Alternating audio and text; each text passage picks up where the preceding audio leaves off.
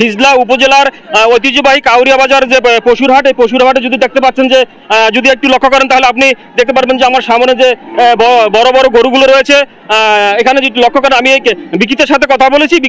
বিক্রেতা আমাকে এমনটাই জানিয়েছেন যে সামনে যে বড় গরুটি রয়েছে, গরুটার দাম 2 লাখের উপরে রয়েছে এবং বাজার মূল্য যদি সে ন্যায্য বাজার পায় তাহলে সে ছেড়ে দিবে গরুটি।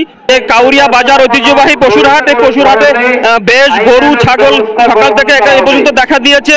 শুধু একটা বিষয় আপনাকে আমি জানিয়ে রাখতে চাই যে তারা আমাকে বিক্রেতারা খামারিরা আমাকে জানিয়েছেন যে নিম্নচাপ যেটা হয়েছিল, যে রিমালের কারণে কিছুটা প্রভাব, ওই আপনার গোখাদ্যের দাম বেশি হওয়ার কারণে কিছুটা প্রভাব হয়তো গরু ছাগলের উপরে পড়তে পারে, এমনটাই। তো আমি কথা বলেছি হিজলা উপজেলার পশুরহাট থেকে মিলন সর্দার, এশিয়ান টেলিভিশন।